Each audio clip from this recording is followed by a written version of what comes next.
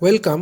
এই ভিডিওতে আমরা আলোচনা করব about design of the small single phase Transformers, অর্থাৎ স্মল সিঙ্গেল ফেজ ট্রান্সফরমারের ডিজাইন করতে গিয়ে কি কি প্রসেস আমাদেরকে মেনে চলতে হবে সে ব্যাপারে এখানে আলোচনা করা হবে।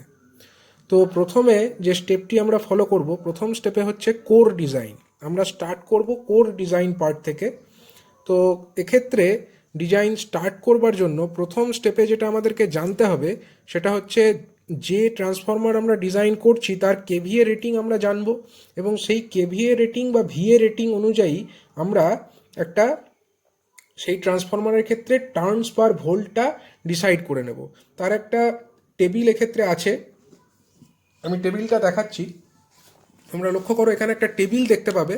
এখানে দেখো একটা টেবিল আছে, এই যে টেবিল 5.7 বলে যে টেবিলটা লক্ষ্য করছো, এক্ষেত্রে এই টেবিলে ভিএ রেটিং যেমন 10, 15, 20, 25 ভিএ রেটিং এবং তার কোরসপন্ডিং যে টার্নস পার ভোল্ট সেটা দেওয়া আছে। দেখো 10 থেকে শুরু করে আপ টু 1000 ভিএ পর্যন্ত বিভিন্ন রেটিংয়ের যে ট্রান্সফরমার অ্যাভেলেবেল আছে তার জন্য কত টার্নস পার ভোল্ট হওয়া উচিত সেটা এই টেবিল থেকে ডেটা পাওয়া যাবে। তো এক্ষেত্রে এইভাবে আমরা টার্নস পার ভোল্টটা পেয়ে যাচ্ছি, এবং আমরা জানি যে ট্রান্সফরমারের ক্ষেত্রে যে ভোল্টেজের এক্সপ্রেশন কত, 4.44 into F into 5M into T. যে কোনো সাইডের জন্য আইদার প্রাইমারি আর সেকেন্ডারি যে সাইডই হোক না কেন, ভোল্টেজের এক্সপ্রেশন কিন্তু এইটাই, অর্থাৎ 4.44 into F into 5M into T. তো এই পদ্ধতিতে আমরা যেটা বার করছি টিই, অর্থাৎ টার্নস পার ভোল্ট, সেটা কত হবে? এটা হচ্ছে নাম্বার অফ টার্নস। টি এক্ষেত্রে হচ্ছে total number of turns and E হচ্ছে টোটাল ভোল্টেজ। তাহলে যদি আমরা নাম্বার অফ টার্নসকে যদি ভোল্টেজ দিয়ে ডিভাইড করি তাহলে আমরা কি পাচ্ছি? আমরা পেয়ে যাচ্ছি টার্নস পার ভোল্ট। পার টার্নে কত ভোল্ট আছে সেটা আমরা পেয়ে যাচ্ছি। টার্নস পার ভোল্ট মানে এক ভোল্টের জন্য কতগুলো টার্ন দরকার, টার্নস পার ভোল্ট এটা আমরা পেয়ে যাচ্ছি। তো এক্ষেত্রে দেখো টিই, যেটা টি বাই ই, সেটা কত হচ্ছে 1/4.44 এফ ইন্টু 5M, যেখানে এফ হচ্ছে ফ্রিকোয়েন্সি এবং 5M হচ্ছে ফ্লাক্স। তো ফ্লাক্স ইন দ্য কোর যদি আমরা এই এক্সপ্রেশন থেকে দেখি, প্রথম এক্সপ্রেশন, সেখান থেকে 5M সমান কত পাচ্ছি? E divided by 4.44 into F into T. তো সেটাই আমরা লিখলাম, E divided by 4.44 F into T. এবার সেই ইটা যেটা উপরে ছিল সেটাকে আমরা নিচে নিয়ে চলে এলাম।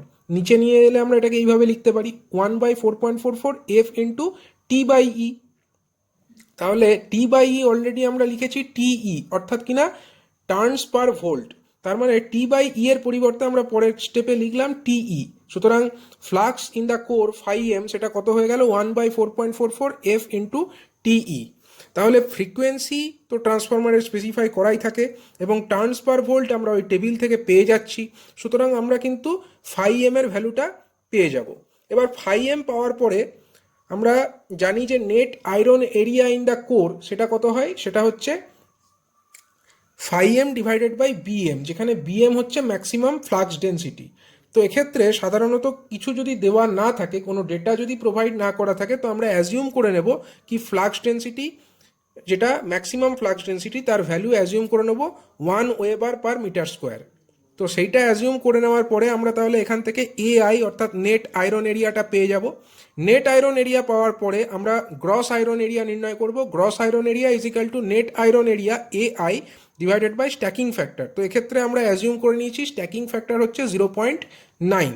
কোশ্চেনে প্রোভাইড যদি না করা থাকে আমরা এরকম স্ট্যাকিং ফ্যাক্টর অ্যাজিউম করে নেব। কোশ্চেনে যদি মেনশন করা থাকে যে স্ট্যাকিং ফ্যাক্টর, সেইটা দিয়েই আমরা ডিভাইড করব। এবার সাধারণভাবে শেল টাইপ কনস্ট্রাকশনই স্মল ট্রান্সফরমার ডিজাইনের ক্ষেত্রে ব্যবহার করা হয়। সেক্ষেত্রে যে কোর, সেই কোর অংশটি যে নির্মাণ করা হয় সেটা সাধারণভাবে এই বিভিন্ন রকমের স্ট্যাম্পিং দ্বারা নির্মিত হতে পারে। তো এর ব্যাপারে আগেও একটি ভিডিওতে আলোচনা করা হয়েছিল যে বিভিন্ন স্ট্যাম্পিং যেটা কোর বানানোর জন্য ব্যবহার করা হয়, সেরকম কিছু কিছু স্ট্যাম্পিং হচ্ছে ইআই স্ট্যাম্পিং, যেরকম প্রথম চিত্রে দেখানো হয়েছে। দ্বিতীয় যে ছবিটা সেটাতে যে স্ট্যাম্পিং সেটা হচ্ছে টি ইউ, উপরেরটা দেখো টি, নিচেরটা হচ্ছে ইউ এর মতো দেখতে, অথবা ই ইন পেয়ার্স, অর্থাৎ নিচেরটাই দেখো ই এর মতো দেখতে। এরকম আরও আরেকটা যদি ই নেওয়া হয় এবং সেই সমস্ত ই এর মতো দেখতে স্ট্যাম্পিংগুলোকে যদি অ্যাসেম্বল করা হয় তাহলে আমরা এই ধরনের কোর পাবো, ই টাইপ। তো এই মেনলি এই তিন ধরনের স্ট্যাম্পিং ব্যবহার করে কোরকে নির্মাণ করা হয়।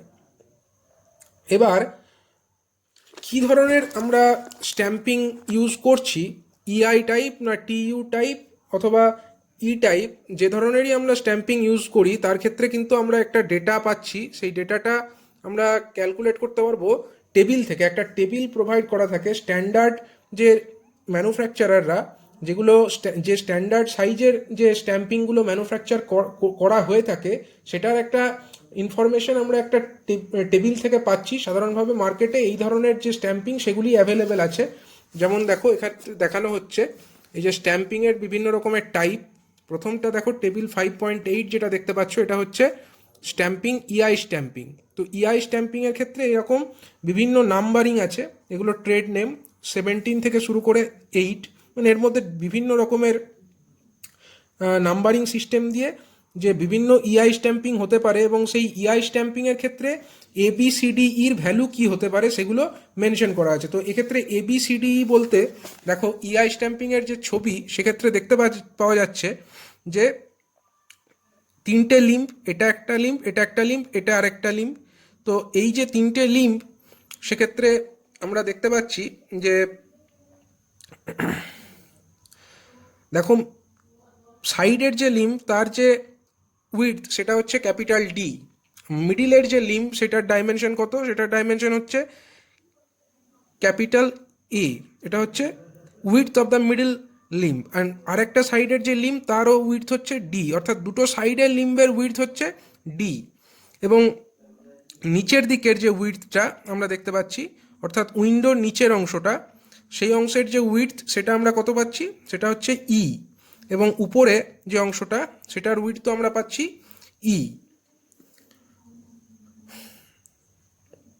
অর্থাৎ উপরের এই অংশটা মেনলি ইয়কের কাজটা করবে, উপরের এই অংশ এবং নিচের এই অংশটা যেটার উইডথ আমরা ই পাচ্ছি এটা মেনলি ইয়কের কাজ করবে। তো এই যে এবিসিডিই এবং টোটাল যে উইডথটা আমরা পাচ্ছি, টোটাল উইডথ সেটাকে বলা হচ্ছে বি।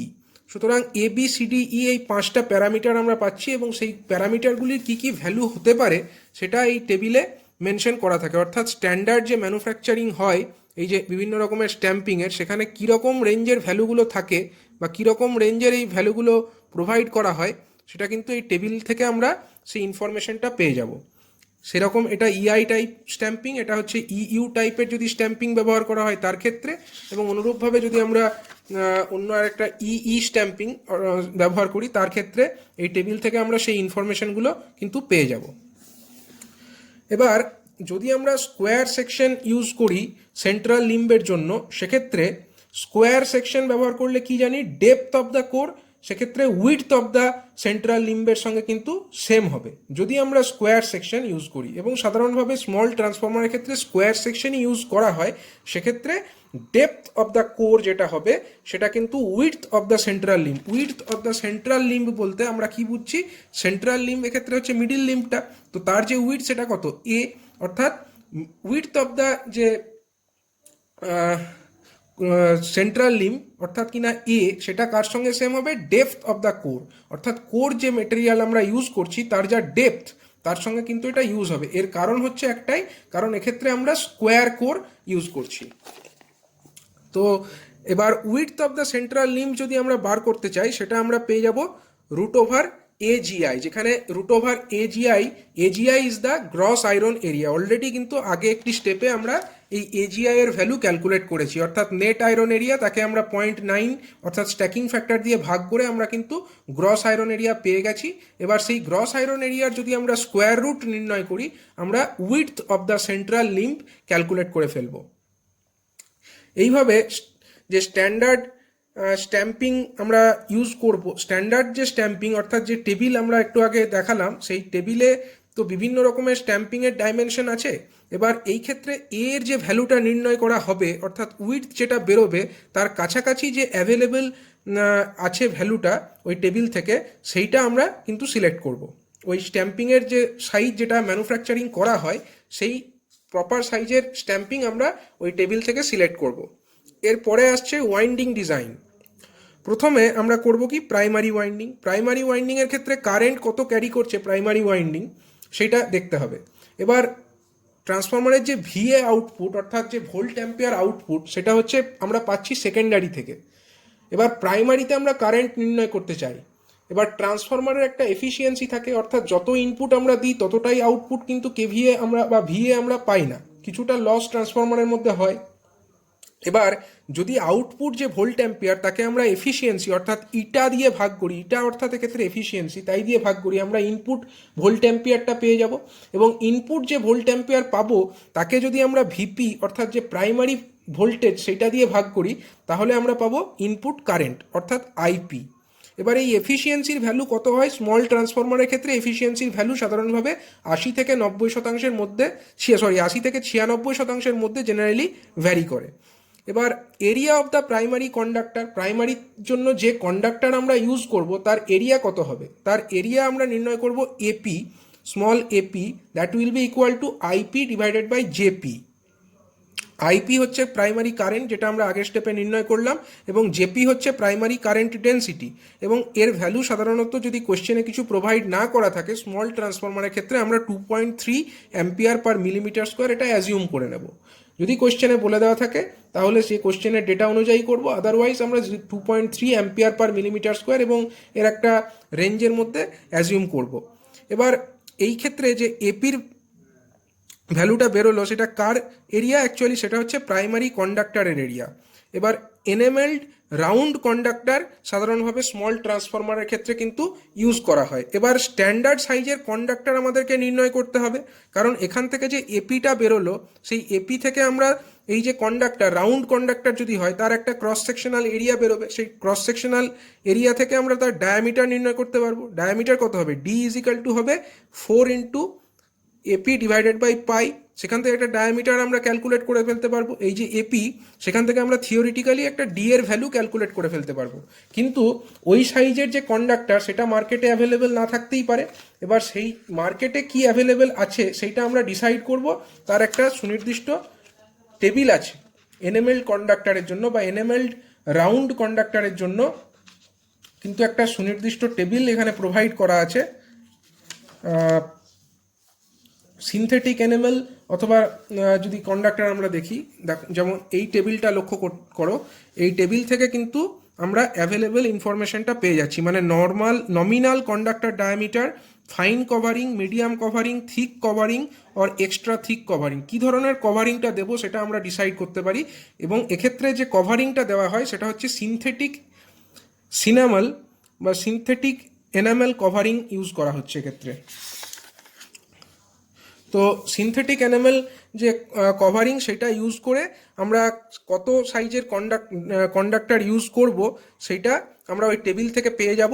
এবং সেই টেবিল থেকে যে আমরা পেলাম ডায়ামিটারটা, সেটা সিলেক্টেড হয়ে গেল ফর প্রাইমারি কন্ডাক্টর। এবার number of turns in the primary winding সেটা কত হবে? নাম্বার অফ টার্নস আমরা তাকে ক্যাপিটাল টিপি দ্বারা ডিনোট করছি, সেটা হচ্ছে ভিপি, অর্থাৎ কিনা ভোল্টেজ অফ দ্য প্রাইমারি, তাকে যদি আমরা টার্নস পার ভোল্ট দিয়ে মাল্টিপ্লাই করি। টার্নস পার ভোল্ট অলরেডি আমরা ক্যালকুলেট করেছি, বাট টার্নস পার ভোল্টটা আমরা প্রথমেই অ্যাজিউম করে নিয়েছি। For primary conductor turns per volt কত হবে সেটা আমরা তো ভি এর রেটিং থেকেই অলরেডি অ্যাজিউম করে নিয়েছি অ্যাট ফার্স্ট। তাহলে সেখান থেকে আমরা একটা অ্যাজিউম করে নিয়েছিলাম টিইর ভ্যালু, এবং সেই যে টিইর ভ্যালু আমরা ধরে নিয়েছি সেই টিই অর্থাৎ কিনা টার্নস পার ভোল্ট, তাকে যদি আমরা প্রাইমারি ভোল্টেজ দিয়ে গুণ করি তাহলে আমরা পেয়ে যাব total number of turns in the primary winding, তাকে আমরা টিপি দ্বারা ডিনোট করছি। এবার একইভাবে current in the secondary winding কত হবে তাকে আমরা আইএস দিয়ে ডিনোট করছি। আইএস কি হবে? আইএস হবে ভি এ মানে volt ampere divided by VS. এক্ষেত্রে কিন্তু এফিসিয়েন্সি দিয়ে আমরা ভাগ করছি না, কারণ ভিএ বলতে আমরা এক্ষেত্রে আউটপুট যে ভিএ, আউটপুটে যে ভিএটা আমরা পাচ্ছি তাকেই বোঝাচ্ছি। এবং আউটপুটের ভিএকে যদি আমরা আউটপুটের ভোল্টেজ অর্থাৎ ভিএস দিয়ে ভাগ করি তাহলেই আমরা সেকেন্ডারি কারেন্টটা পেয়ে যাচ্ছি। তাহলে এইভাবে সেকেন্ডারি কারেন্ট পাওয়ার পরে আমরা area of the secondary conductor অর্থাৎ এএস নির্ণয় করছি। সেকেন্ডারি কন্ডাক্টরের এরিয়া এএস কত হবে?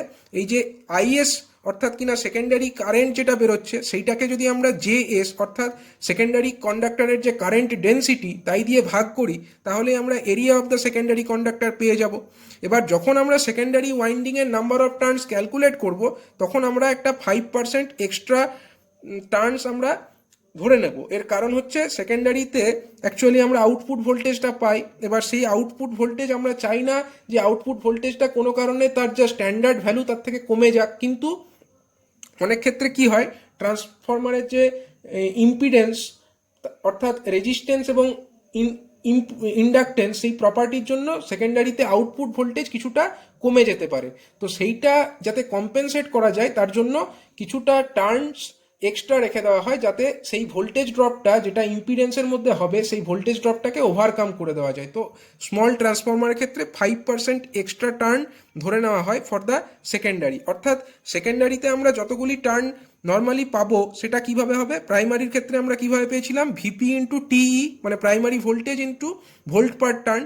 অনুরূপভাবে সেকেন্ডারির ক্ষেত্রেও আমরা পেতে পারি ভিএস ইন্টু টিই, অর্থাৎ secondary voltage into number of turn, secondary voltage VS into TE অর্থাৎ ভোল্টস পার টার্ন। সেখান থেকে আমরা সেকেন্ডারি টার্নস পেয়ে যাব, কিন্তু আমরা এক্সট্রা 5% রাখছি, তার জন্য এই 1.05 এই টার্নটা আরও এক্সট্রা গুণ করা হচ্ছে। তাহলে 1.05 তার সঙ্গে আমরা গুণ করছি কাকে, ভিএস অর্থাৎ সেকেন্ডারি ভোল্টেজ ইন্টু টিই অর্থাৎ টার্নস পার ভোল্ট। এইটা করে আমরা পেয়ে যাচ্ছি total number of secondary turns. এবার সেকেন্ডারি টার্নস পাওয়ার পরে আমরা কি করব, আমরা করব এবার উইন্ডো এরিয়া ক্যালকুলেশন। এবার উইন্ডো এরিয়া আমরা কিভাবে ক্যালকুলেট করি, উইন্ডো এরিয়া ক্যালকুলেট করবার জন্য আমাদেরকে তিনটে জিনিস কনসিডার করতে হবে, বা তিনটে এরিয়াকে আমাদের কনসিডার করতে হবে। সেগুলি কি কি, সেগুলি হচ্ছে প্রাইমারি ওয়াইন্ডিংয়ের এরিয়া ক্যালকুলেট করতে হবে, কারণ উইন্ডোজ যে স্পেসটা সেই উইন্ডো স্পেসের মধ্যে আমাদেরকে অ্যাকোমোডেট করতে হবে প্রাইমারি ওয়াইন্ডিংকে, আমাদের অ্যাকোমোডেট করতে হবে সেকেন্ডারি ওয়াইন্ডিংকে, এবং তার সাথে সাথে অ্যাকোমোডেট করতে হবে কিছু পরিমাণ ইনসুলেশন, মানে যে কন্ডাক্টরগুলো ব্যবহার করা হবে তাদের মধ্যে আবার ইনসুলেশন কিছু থাকবে, এবং ফরমার ব্যবহার করা হবে। ফরমার হচ্ছে ববিন, ফরমার বা ববিন অর্থাৎ যার ওপরে এই যে ওয়াইন্ডিং সেগুলোকে সাপোর্ট দেওয়া থাকে। তো সেই ববিন অথবা ফরমারগুলোকে এবং তার সাথে সাথে কিছু কিছু ইনসুলেশন যেগুলো ওই কন্ডাক্টরের যে কন্ডাক্টরগুলোর মধ্যে দেওয়া হয় সেই ইনসুলেশনগুলোকেও আমাদের উইন্ডো স্পেসের মধ্যে কিন্তু অ্যাকোমোডেট করতে হবে। সুতরাং উইন্ডো এরিয়া ক্যালকুলেট করবার জন্য আমাদেরকে এই তিনটে জিনিস অর্থাৎ প্রাইমারি ওয়াইন্ডিং, সেকেন্ডারি ওয়াইন্ডিং এবং তার সাথে সাথে ইনসুলেশন অ্যান্ড ফরমার বা ববিনকে স্পেস করবার জন্য যে স্পেসটা লাগে সেগুলো প্রোভাইড করতে হবে। তো প্রথমে আমরা space required for the primary winding, primary ওয়াইন্ডিংকে স্পেস করবার জন্য বা অ্যাকোমোডেট করবার জন্য কতটা স্পেস দরকার সেটা আমরা হিসাব করব কি করে, সেইটার এরিয়া আমরা হিসাব করব টিপি অর্থাৎ কিনা primary number of turns multiplied by AP অর্থাৎ প্রাইমারি যে কন্ডাক্টর ইউজ করা হয়েছে তার ক্রস সেকশনাল এরিয়া। এইটা করে আমরা পেয়ে গেলাম টিপি ইন্টু এপি, টোটাল প্রাইমারি এরিয়াটা পেয়ে গেলাম। তাকে আমরা আবার ডিভাইড করব একটা ফ্যাক্টর দিয়ে, সেই ফ্যাক্টরটা হচ্ছে space factor. Space factor is equal to কি, স্পেস ফ্যাক্টর হচ্ছে 0.8 into small D by small d1 টোটালটার হোল স্কোয়ার, যেখানে স্মল ডি হচ্ছে diameter of the bare conductor এবং d1টা হচ্ছে diameter of the insulated conductor. দেখো আমরা যে ডায়ামিটারটা এর আগের পাতায় আমরা দেখিয়েছিলাম যে ডায়ামিটার আমরা কিভাবে পাই, এই যে থিওরিটিক্যালি আমরা যে ডায়ামিটার ক্যালকুলেট করি সেই ডায়ামিটার দেখার পরে আমরা একটা টেবিল থাকে 1925-1960 অ্যাজ পার IS 1925-1960 ইয়ারে এটা তৈরি হয়, এবং সেই টেবিল অনুযায়ী আমরা এর নিয়ারেস্ট যে কাছাকাছি ডায়ামিটার অ্যাভেলেবেল আছে সেইটা সিলেক্ট করি, এবং তার জন্য কিছুটা তার উপরে ইনসুলেশনের জন্য এনএমএল সুপার এনএমএল যদি হয় সেখানে তার উপরে কিছুটা ইনসুলেশনের জন্য আরও কিছুটা থিকনেস বেশি হয়। তো ইনসুলেটেড কন্ডাক্টরের থিকনেস অবভিয়াসলি বেয়ার কন্ডাক্টরের থিকনেসের থেকে কিছুটা বেশি হবে।